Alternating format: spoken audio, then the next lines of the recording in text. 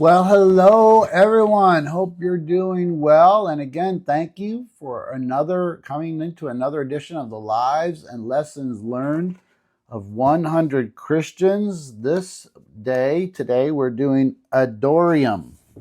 That's quite the name. Adorium Judson, 1788 through 1850, was an American Baptist missionary, theologian, and Bible translator, widely regarded as the first Protestant missionary sent from the U.S. to a foreign field.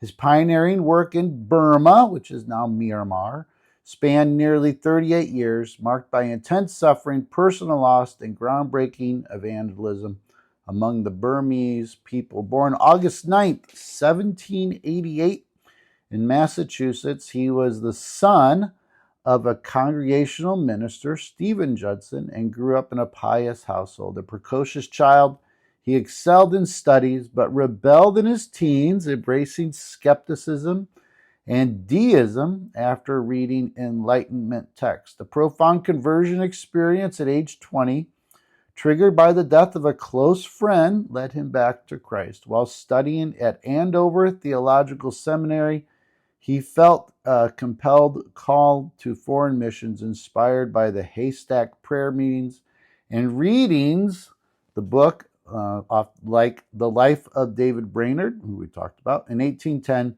he helped form the American Board of Commissioners for Foreign Missions and the first U.S. Mission Society.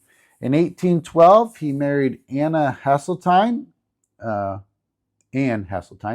known as Nancy, a remarkable woman who shared his vision despite her family's opposition. They were baptized in Calcutta and transferred to the newly formed Baptist Triennial Convention, later the American Baptist Missionary Union. Deported from India due to tensions with the East India Company, they arrived at Rangoon, Burma in July 1813, becoming America's first foreign missionaries. There's challenges in Burma. Burma's harsh environment, jungle fevers, political instability under King Bhadappawa's regime, and Buddhist hostility tested the Judsons immediately. Anne's bravery, Anne's bravery, shown as she learned Burmese, distributed tracts, and cared for the sick. Their first child died in infancy in 1816. Judson immersed himself in language study, preaching and translating despite isolation. In 1823, the First Anglo-Burmese War led to his imprisonment in Ava for 17 months on suspicion of spying. Chained in squalid death prisons, tortured, including being hung by his feet, and separated from Anne, who bribed guards for access and nursed him while pregnant. Judson endured imaginable hardship.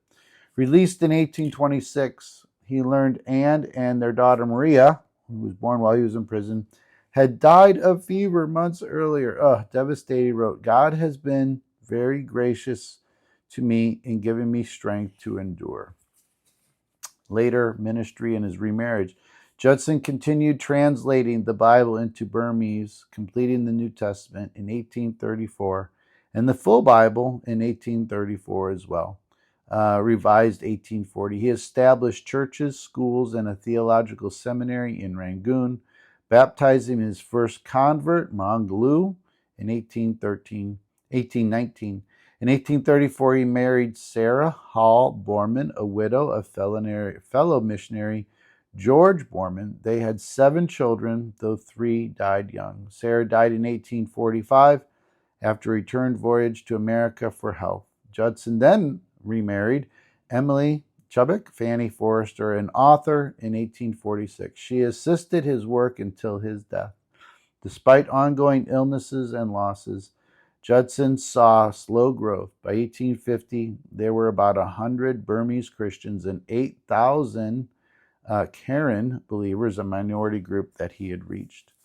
His death and legacy, exhausted from decades of labor, Judson died at sea on April 12, 1850, at age 61, en route to recovery in the Isle of Bourbon.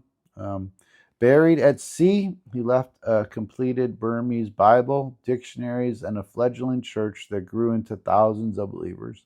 His translations remain foundational for Burmese Christianity. His efforts helped establish Baptist missions globally.